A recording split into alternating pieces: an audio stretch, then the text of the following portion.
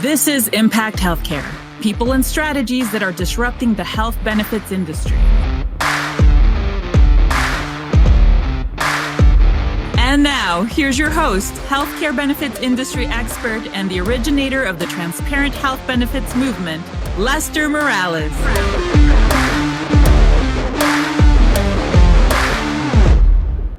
Man, am I excited for this episode of Impact Healthcare. And I got to be honest, I met this person through a social media crush. And so we met on social media, and we just decided one day we were going to chat. And I think it's almost probably a year and a half later, we have had conversations about business, about life, about forest bathing just a couple of minutes ago, and everything in between. Brandon Weber, the one of the co-founders of NAVA. Brandon, do me three things. Who are you? Who is NAVA? And I always feel that the common link around everybody that we have on here, because typically it is somebody who is trying to impact healthcare, that everybody has a story. Everybody has that motivation, that pit in their belly that drives them forward. If there's a why, if there's a fire in your belly that you could share that makes you, that I would love to hear that story. Awesome, man. Before I do that, I'll answer those three questions, but I'm also just stoked to be here as well. Like, you're a guy that I just really have enjoyed getting to know. And it's also, I think everyone will say, like healthcare is hard, and trying to do something positive in healthcare is even harder. And it's all about the people that you're doing it with. So I really enjoyed just kind of being in the trenches with you.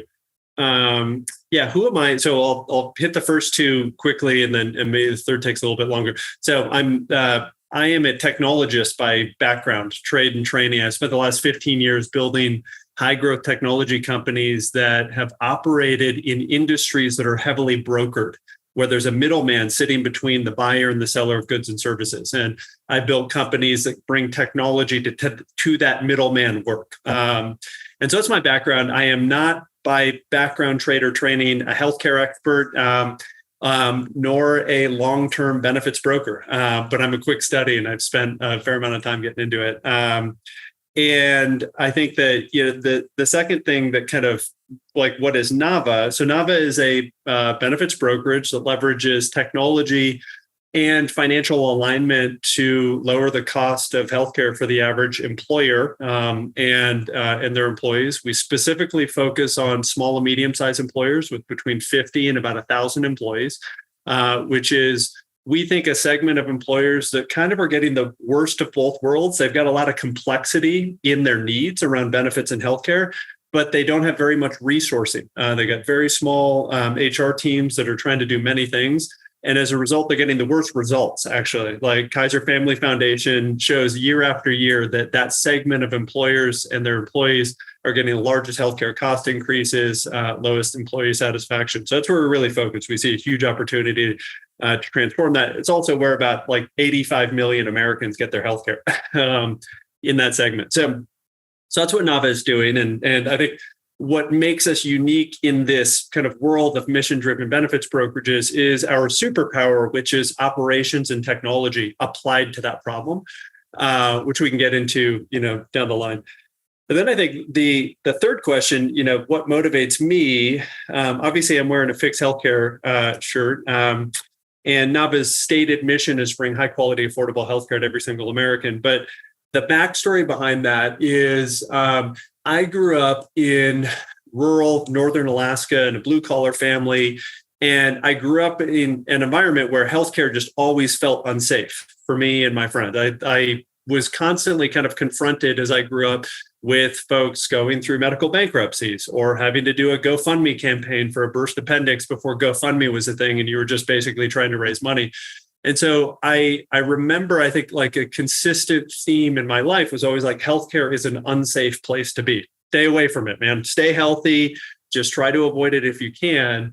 And that always stuck with me. When I, went to college, studied computer science, got into technology, I always had this notion in the back of my mind that someday when I'm retired, I'll go do nonprofit work in healthcare, and just try to help make that better, because I'd seen just how much it really can screw up a family and really make people's lives challenging. And so that was a backdrop for me. And I just had the opportunity to pull that, mission forward and make it the focus and the orientation of the next company that I started, which is NAVA Benefits.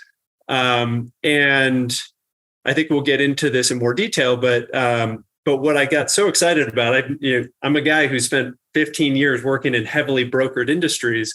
As I started to explore the healthcare marketplace and healthcare industry, and just asking the question, like, why are things the way they are, and how might I be useful in making them better? I came upon a familiar friend, which is the broker. And it turned out that the benefits broker is one of the most powerful stakeholders in the healthcare marketplace. And also, I think, one of the least invested in, meaning no one is spending time thinking about how do we create massive superpowers or efficiencies or enablement for benefits brokers. And so as a result, we're stuck in spreadsheet hell. We're stuck doing a ton of manual stuff. We're stuck trying to do really hard things, effectively operating as the outsourced head of benefits for small and medium-sized employers without any tools or support to do it. And so we just saw a big opportunity to apply, kind of modern best practices, technology tool, and then wrap it in mission to try to, make the benefits broker the kind of change agent that we think it can be for lowering the cost of healthcare. So anyway, we're super excited. We're NAVA operates in about 21 different states. We're really focused on, on trying to bring that kind of what I'd call the massive opportunity to lower cost for employers and their employees, which, Lester, you guys work on this every day. A lot of the folks listening, or this is what they're doing. How do we scale that? How do we take that from one-off, onesie, twosie employers that you can do it at low scale? How do we do that at massive scale, affecting millions or tens of millions of Americans? That's what gets me up out of bed every morning. That's what gets me really excited. Awesome, man. There's again, I know why I re-fell in love with you in regards to that conversation, and I love it. I'm just going to go right down the middle. You're wearing a sweatshirt that says it's the BHAG, and maybe you tell the audience what BHAG is, just in case, is fixing healthcare. Yeah. When you were deciding to get into that, and that is stated, everywhere you go. What were you thinking? Where does that even start? Yeah. First, so BHAG, big, hairy, audacious goal, is something. It's a term that we use for very challenging but worthwhile pursuits, and no doubt NAVA's mission and the work that you're doing, Lester, it's a BHAG. We're trying to change the country's largest industry that has got deep, kind of rooted, financial incentives not to change. I think that, so the backstory on this is one of the big questions that we like to answer really early in our conversations with employers. What the hell does a benefits broker have to do with fixing healthcare? They don't get it. And what we saw in, pulling the thread, I spent about 2 years just talking to stakeholders in the healthcare industry, from doctors to patients to insurance carriers to health systems to HR teams. And what we realized was that when you zoom into employer-sponsored healthcare, which is a really big slice of kind of healthcare, it's 155 million Americans, roughly 53% of all Americans getting their healthcare through unemployer. And you start to talk to the buyers of that healthcare, which are typically executive teams, HR teams, and CFOs. And then you ask them just how do they make their decisions? We asked the question, hey, how do you buy the healthcare for your employees? Literally hundreds of times to employers all across the country of every size. Most of the answers started with, well, I work with a guy named Lester, or I work with MMA, or I work with my broker. They kind of guide me through that process. And and the more that we pulled on that thread, the more it became clear that, especially as you move down market out of the Fortune 1000 into the 300 life manufacturing company in Spokane, Washington, or the casino in Southern California, they are truly reliant on their benefits partner as their guide to help the HR team decide what types of benefits they should offer. So that's like the big B benefit bucket, and then decide how do you design that plan, right? That is a big mandate, and a lot of trust being put into that guide. And then it got even more interesting because we kept pulling the thread. We're like, what happens next? Then they're like, well, I rely on my broker to educate my employees on how to use this stuff and how to choose it. Open enrollment conversations, benefits guides, follow on hard questions that come back from the team. And so it wasn't just helping employers figure out, what benefits plan we should choose and then go broker the deal and sign up the carriers. It was also move into the role of guiding employees to the right benefits plans and supporting them throughout the year. That latter one being one just like the status quo not doing a very good job at. And so we just saw this as like, that is a hugely important mandate in a part of the economy that's growing really rapidly. Benefits are getting far more complicated than they were 10 years ago before ACA. And so the remit of the benefits broker, we think, is evolving really rapidly. Like, we are being asked to do more on behalf of our HR teams.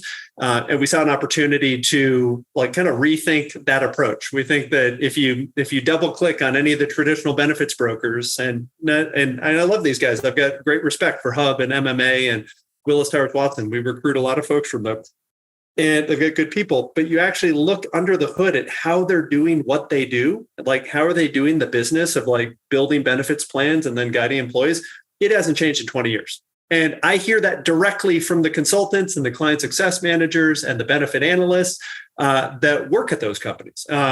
So when you look at that, you see a bunch of really, largely smart people who care and want to deliver great service, operating in absolute spreadsheet hell, operating in conditions that make them spend 50, 60% of their time, especially on the client service side, just trying to get the right answers to questions, just trying to move data from census file A to carrier submission, like template B, and not having time to go deliver great proactive service or be more strategic, or let's evaluate an alternative approach.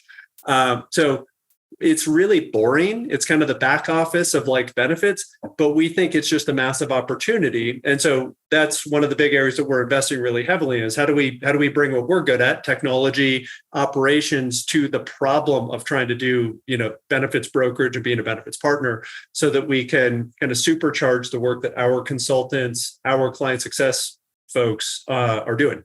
And we think there's a lot of low-hanging fruit there. We've got proof. So pumped about it. Yeah. I was actually going to, talk about pull the thread. I was going to pull that thread and say, give me an example of one that you're like, oh my gosh, I can't believe people are still doing it this way. Talk to me about the problem, how you fix it, and then what's the outcome? Because that's how people like you think, is like, hey, problem, how are we going to fix it? And what are we supposed to get out of that? Totally. Yeah. I'm going to give you so it's very internally facing, but just a very concrete example of something that we're doing at NAVA that's really oriented around supercharging what brokers and client success teams are doing.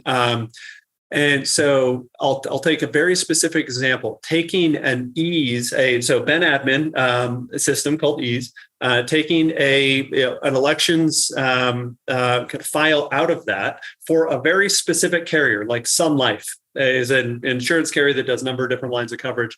That today, for most, brokers, is a completely manual process. And so you actually have some poor soul at that brokerage firm. If they're supporting that, they are manually typing information out of the elections file in, ease Ben admin software into the Sun Life carrier submission form. And this takes dozens of hours. This will be a multi-day process for people to actually get through a 250 life employer to go, what did we elect and how do we make sure that it's in the format that we can actually submit for enrollment elections with the carrier? And it's super error prone. Our data shows us that basically 95% of all election forms actually have one or more critical errors that will result in the employer overpaying or the employee not getting coverage that they had actually elected. That's a huge problem. And so we built software to automate that. So that, for us, just that one specific example, ease Ben admin to Sun Life, carrier elections, that takes dozens of hours right now. And so now for us, it takes no time. So that is automated. So that's an example of like an internal tool. And then you can actually start to multiply that out across every single Ben admin that's out there, all of the different carriers. There's like this combinatorial explosion of manual work that if you look into any traditional brokerage, they are doing that, or they're pushing it over to the HR teams they serve and they're doing it. And what we're oriented around is like, how do we automate that? That's a great computer science problem that we can solve, is getting those mappings right, basically creating an API layer internally, and then making that data move seamlessly and error-free. And then there's another back-end process, which is how do you audit whether that actually came through? And so elections auditing is a big deal. And it's actually really hard for a lot of brokers to do because it's really manual, takes a bunch of time, creates a bunch of stress. That is similarly very easy to automate and do in a much more real-time basis when you use technology. So kind of we're in a push to basically say we are real-time auditing everything that's happening all the time proactively, and we are getting in front of any of those errors. This sounds really boring, right? Like anyone who's listening is going, what does this have to do with fixing healthcare or lowering costs? It turns out that a massive amount of cost, like in the employers that we serve, is they're paying for people who are not on their benefits plan because they took them off and they forgot to on enrollment. And a massive amount of like abrasion for employees is they go into the optometrist or they go into the dentist and they go, hey, like, can I get the procedure? Here's my insurance card. And they get denied because their enrollment got screwed up. So these are like hugely important problems that are key, that are very automatable, that you don't think about when you think about, the business of designing benefits. So just one example, very concrete, of where you can apply technology to big problems. And so I'll just say one more thing, right? Like that. So that has a direct financial impact on the employers that we serve. It also has a direct user experience impact on the members that we serve. And then it also has a massive productivity impact on the client success folks and the benefit analysts that are at NAVA, the NAVA employees. We have taken one of their least favorite jobs, like literally, I wouldn't wish this job on anyone. And we have turned it into a process that we can automate so that they can focus on the things that matter more, which is benefit strategy, like identifying that alternative funding arrangement that might save you some money, spending more time with the HR leader to understand what their pain points are. So, sorry, that was long-winded, but it gets me really fired up. What's interesting about it is, I kind of smiled a couple of times. I remember, I started my career at Sun Life. I love it. And I remember asking, because back then we were, still one of a carrier that was okay with self-administered bills. Mm-hmm. So, essentially employer grabs their, who they're paying for and sends in a check and they're doing it. And I remember asking, I'm like, that has to screw up a lot, right? And they said, well, we only care if somebody has a claim. Yep. Right. And that's really only the case. And I'm like, okay, I'm digging through there, being a somewhat financially astute guy. Mm-hmm. And I said, well, wait a second. That means a lot of people probably aren't paying us for some people. And they said, yeah, we estimate that there's about an 8% loss in actual premium that's supposed to be there. But when we calculate the number of people we would need from a human capital perspective to actually do it, then so I look at that, I'm like, 8% on a couple $1 billion book of business is a huge number. So I can completely see what you're talking about from a massive standpoint. Yeah. It's I think that's just one example. Like our mindset at NAVA is, how do we empower the best benefits consultants, the best client success managers, the best benefit analysts to do their best work? Like that is the key, we think. We think that is the kind of Rosetta Stone of, what is possible here. And so a lot of it is, how do you clear out of their day work that is low value or non-value adding so that they can focus on operating at the top of their license, if you will. And you and I talk about this all the time. You're like, if only we could spend more time like interrogating different, TPA partners and actually really, really identifying like the great fit. If we could always spend more of our time actually analyzing claims to identify 2 to 3 opportunities to save $200,000 to $300,000 next year. So that's what we think is like a big flywheel of opportunity there. It's like bring great people into, the NAVA platform, build technology and tools to make them 10x more effective at operating at the best of their license. We get great outcomes. Like literally, if you do nothing else, we're doing a lot more on the member experience side if we want to get into that in terms of leveraging technology to make the employees' lives easier. But that alone, we think, is a game-changing idea when applied over the period of like years to go build that flywheel. Right. Well, since you said it, I had two areas that I got three areas that I want to jump into that from an outsider, I've really enjoyed about getting to know you. One is that member experience. Two is the financial incentive conversation, because I think it's really important for people to understand that. And then three, I'd love to end with, and I am someone that culture eats skill set for breakfast. And I'd love to, hit those three. So let's talk about that member experience, right? So, I'm recruiting, retaining talent's the number one thing that's on the mind of every CEO, every HR person, and them making a decision to come work for me or stay working for me largely has to do with their level of appreciation of the number two expense, typically, which is healthcare or benefits in general. Talk to me about how you're applying the same overall mindset to, how do you make members appreciate what that employer is giving them?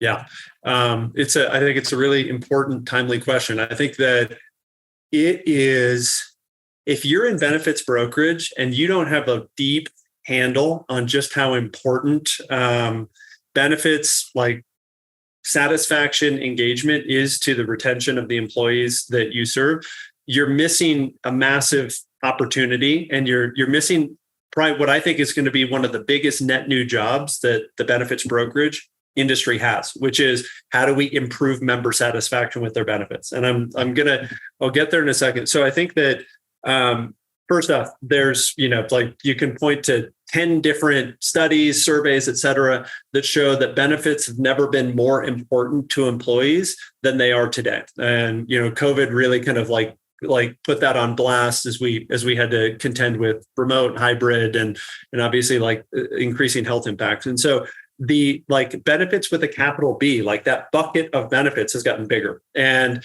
we, as the benefits partner, are looked to advise on all that. And as a result, benefits has gotten a lot more complex for the average employee to just navigate. You went from medical, dental, vision to now there's like 10 or 15 different point solutions, from digital mental health to caregiving services, to just your remote work stipend. And so the data shows that employees don't do a great job of choosing their own benefits. 66% of all employees who have a choice when it comes to their medical plan choose the wrong medical plan for their actuarial needs. And in doing so, they overpay by 42%. Like, that's a study of over 25,000 employee benefits choices. So they're making the wrong choices because they're not getting enough support. And those choices are costing them and their employer a ton of money. Huge problem, huge opportunity. Now go from choosing benefits to using benefits. So the day after open enrollment or the day after Jan 1 renewal, okay, cool, my new benefits are in place. Because we've got so many different things now to offer employees, and most employers are having to play ball with this kind of additional increasing bucket of benefits, and because of how complicated the healthcare industry is, it is getting harder and harder for employees to just like take the first step in using their benefits. And I think you talk about this a lot, which is like one of the biggest problems in healthcare is employees don't take that first step. They don't go get the check. They don't go to the doctor. They don't find a primary care physician. And one of the big aha moments that I've had in my learned experience serving, now over 200 employers, is that benefits is the on-ramp to the healthcare industry. Like most employees, every employee who accesses benefit or has benefits through an employer, they use their benefits as their starting point. They ask questions like, who's in network with United Healthcare? Hey, who's my primary care physician? What's my deductible? Those are literally the first questions they ask before they go, hey, should I get an MRI? Or I'm going to go do the thing. And so it's really, really complicated for these folks to get started. And as a result, people are deferring care. They're getting all the downstream results, which we don't need to go into the details on. And so my strong view is that over the next 5 years, the remit of the benefits brokerage industry will grow to include what we just call it NAVA member experience. So the member experience as I go through benefits. And if you don't have a great solution to that problem, like if you don't have a great answer to the question, how do you improve engagement? How do you improve the decision-making of my members as it relates to benefits? I think you are in trouble as a benefits broker moving into this next modern age. So we're building a technology platform. We call it the NAVA Benefits app. It is basically a unified user experience around choosing and then using your benefits for employees, powered by the human capital at NAVA, who has designed those benefits plans, has pull with those carriers, understands like benefits, they're just the business of benefits deeply, and then supports our members because we are deeply incentivized for our members and our employers to serve and to succeed. So huge opportunity here, like huge remit. And I think it's one of the biggest things that the big traditional shops just almost categorically have not really taken ownership of. And so that's exciting to me as, an upstart who's trying to kind of build what we think about as the modern benefits brokerage. Well, and you look at it, I think you did a good job relating that to your ideal client, right? Which is that person that doesn't have 5 people in their benefits, department to potentially hybrid or bridge that inefficiency there. Yeah. I mean, they've got nobody, and that person got 1 to 2 folks. Wearing, and that's the problem. Right. Like the problem with most employers is they 1 to 2 folks who've got expertise in recruiting, people operations, et cetera. They're not healthcare experts. It's really hard for them to answer a question about like a scary EOB or, hey, should I choose the HDHP or the PPO or the EPO? They're just like, they're not well suited to do that. And so huge opportunity, huge need. We think it's big. And we're excited about actually what we're seeing already in terms of early returns of feedback from our customers who are like, this is a big level up for me. Love it. Love it. Financial incentives. Yeah. You've said it now.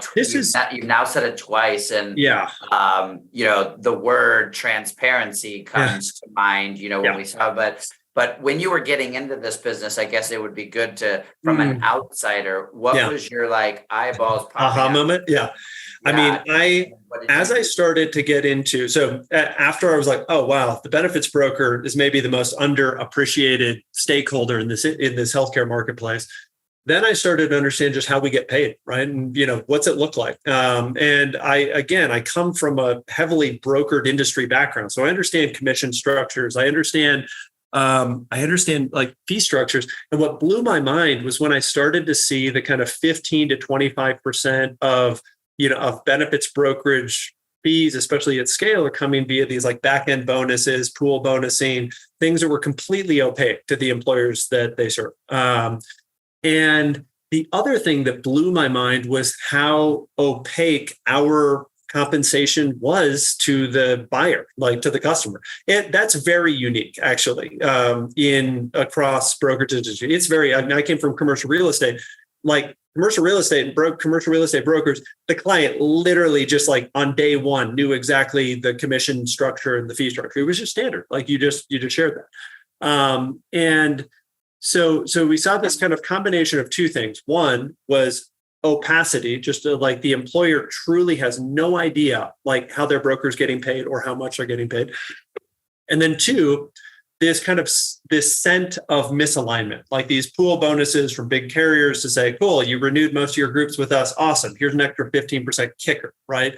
And so we think it's a big deal and we think it's a big opportunity too. And we took an early stand, which is like, we have to, like NAVA, if we're going to be serious about our mission, which is in order for us to succeed, employers and employees need to lower their cost of healthcare over time, get better outcomes. We need to put our money where our mouth is. So we created the NAVA Performance Guarantee, which basically says we have a satisfaction or your money back guarantee with every single client that we serve. It's really straightforward and simple. We put our fees at risk with 100% of the clients we serve. It's not bespoke. It's not one-off. It's just a standard part of our services agreement. That was our starting point, which is like, let's put some risk on the table when it comes to what we do. And let's give our clients a big stick to hit us with if we don't serve them really well. We've had 0 clients actually like pull that lever, which is awesome. So I think we're delivering on the promise. But they realize they've got a big stick to hit us with if we're not serving their needs and serving them. And then I think the second big thing was just be transparent, just be clear with your clients up front and proactively about how you're getting paid. And that's very straightforward. It was obviously very backed up. It was really cool to see the CAA kind of come forward. We're like, awesome. That literally was like what we were doing in 2021, and seeing that come up. So I think it's foundational to, kind of where we go forward. And I think it's also a business opportunity for organizations that have I think the willingness to do it, because I think it's incredibly hard for the largest benefits brokerages and brokerage firms to actually like shift. Their business models are too lucrative the way they are. They just cannot operationally I think make that shift. At least I haven't observed them able to. Yeah, as somebody who was paid off of that very lucrative, comp structure, especially as a leader, thinking about the most profitable revenue that came into North America was those overrides that we didn't pay salespeople their commissions off of. So that's the other dirty secret, which is like the actual sales teams and brokers just don't even participate in that. So it's kind of like a double misalignment. It's both misalignment with your client and misalignment with your consultants that actually do all the work. It's crazy. Yeah. So I want to end the conversation. You're wearing a hat, you got a t-shirt, or you're a sweatshirt on, you're a tech guy. I've been around your business. There is every age group, there is every gender, there is every sexual orientation, there's every color of skin. And sitting here, you and I look different, and you look more like the average insurance broker than I do. And it's something that I pride myself about talking aloud, but very few organizations actually, go out and search it out, which again, having been in a meeting with, multiple of your teams, there's not a whole bunch of people that look alike. So talk to me about how you guys sat down from the beginning and thought about that, and how has that transpired into the recruitment, retention, and your business results are phenomenal. So talk about that correlation, because I don't think a lot of people think about it from that perspective. Yeah. It's a really interesting question. I mean, I think one of the observations that we had is we spent more time, just exploring the traditional benefits brokerage industry, just talking to the stakeholders, meeting brokers, meeting account managers, et cetera, was how wildly not diverse the industry was. It's actually, the stats are kind of crazy. Average age of a broker is 61. I mean, obviously I'm a white guy here. It's kind of a white male driven industry and all that stuff. And so we're pretty struck by that. And I think what the two things that we get really excited about culturally, it's becoming clear to us now as we've gone from, concept to we are in the flow, building this business, serving, tens of thousands of members across the country, et cetera, is that culture is an important export of NAVA's. It is as important of a product of ours as our technology or the NAVA Benefits platform, et cetera, because I think that folks are not really happy with the cultures at the big PE-backed shops or the big public. It's just not, they're not aging well. There's obviously diversity is a component, but flexibility is a component. I think innovation is a component. I think people are kind of sick of doing brain damage work all the time and it taking forever for quote unquote innovation to make its way into their day-to-day lives, at shops. And so we saw an opportunity to bring together, a bunch of really great benefits consultants and benefits minds, and then bring together the spirit of innovation, or I come from startup culture. What happens if you bring those two things together? You get some magic. And then I think that the thing that you're kind of nodding toward, which is diversity, it became actually really clear to us that diversity is incredibly important for specifically what we do as benefits brokers, because we literally are representing the healthcare needs of this wildly diverse set of populations. I mean, one of our newest clients are a manufacturing company in a rural marketplace, 40% of their folks are Spanish speaking only. Like we just have like all of this different, a lot of folks who are like much older than the average, like the average kind of Navanat. And so we were like, we need to look a lot more like the kind of diversity or the patchwork quilt of the population that we serve, so that we can kind of bring that empathy, ideas, just support into our work. And so that kind of led to this other BHAG where like NAVA is going to be the most diverse benefits brokerage in the industry, period. And because we think that is a strategic advantage to us and our ability to serve the populations that we serve and make headway against our mission. And so we've done that. Like we're just actively working really, really hard to support veterans coming to NAVA, to support parents with a kid coming to NAVA, to support underrepresented racial groups coming to NAVA, et cetera, et cetera. And by no means are we like there, have we solved the problem, but we already, I think, are a far more diverse organization than your typical traditional brokerage firm. And it makes work more fun. It brings a much wider base of ideas to the set of problems. Lots of just obvious tailwinds and stuff like that. And so we're pumped about it. We're going to continue leaning into that. And hopefully that flywheel continues to spin faster as people see that. And we start to get that brand out into the market. And they're like, oh, this is a place for me. I want to be there. I'll just say one more thing. The other really interesting thing about that is I would say that benefits brokerage is the most amazingly cool industry to work in that is the least interesting on the surface, right?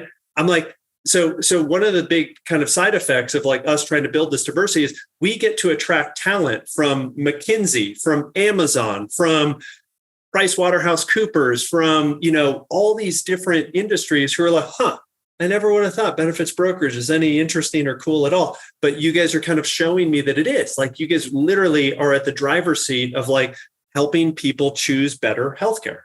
So it gets me super fired up. So all that is kind of how I think about culture and diversity.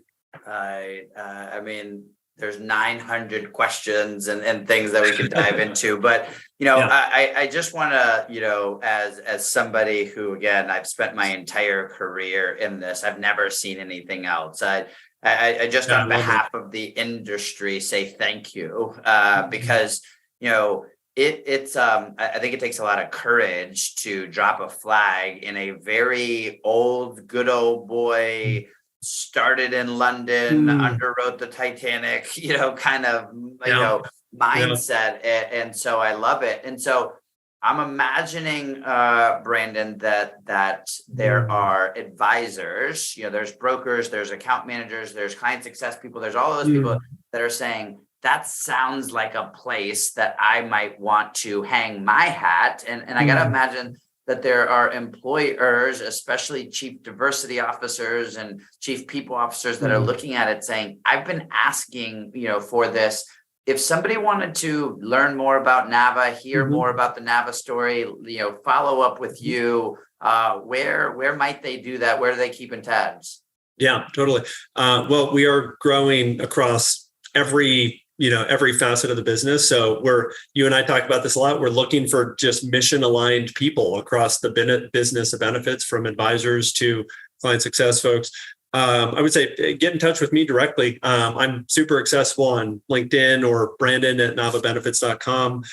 You can check out our website at navabenefits.com. And one interesting thing for HR folks is we've started a Slack community for HR leaders. So it's basically just a community for HR teams and HR leaders that resonate with what we are talking about, both in terms of innovation and benefits design, and how do you make the kind of the business of benefits easier. You can find that on our website or just shoot me a note. What's really neat about it is it's moderated by some of the most amazing benefits minds in the industry. Head of total rewards at Delta Airlines, head of HR at Slack, head of total rewards at Airbnb. They are in that community providing real-time one-to-one feedback and advice for the head of HR at that 300-person manufacturing company. And so that's just something you can't get anywhere else. That connection of thought leadership with folks who are on the ground trying to be small but mighty HR teams. So sorry about the long-winded thing, but I'm really passionate about it. I think this HR community is something that's really special. And that's a neat way to kind of get into the fold without having to make too much of a commitment. Yeah, no, I love it. I love it. Bradon, I can, and as we do, I can talk to you for hours. Likewise, man. I just appreciate it.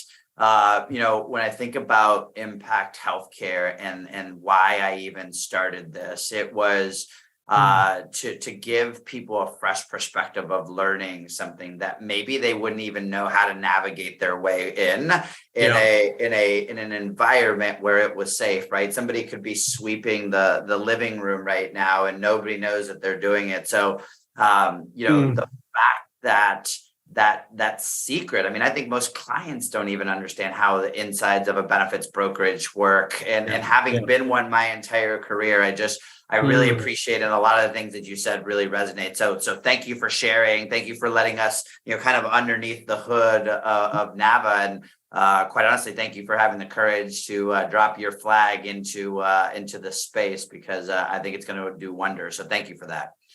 I appreciate it. This is super fun. The rest of our Impact Healthcare crowd, if you want to know when we drop every new episode, and we're going to start doing smaller clips of this. What we've learned is not everybody has maybe 45 minutes to consume everything, but there's definitely chunks in there that people might want to consume. So we're going to stick those chunks out there. We're going to call them impact moments. And if you want to be part of our text community, area code 813-537-6992 is that community. Brandon Weber from NAVA Benefits, thank you so much. To the rest of the Impact Healthcare crowd, thank you for tuning in, and we will see you on the next episode of Impact Healthcare. Thanks so much, guys. You've been listening to Impact Healthcare, people and strategies that are disrupting the health benefits industry with Lester Morales.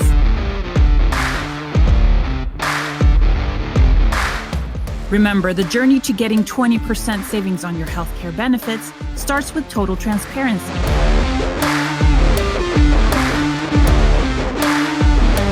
Remember to subscribe to the Impact Healthcare podcast on iTunes or wherever you get your podcasts.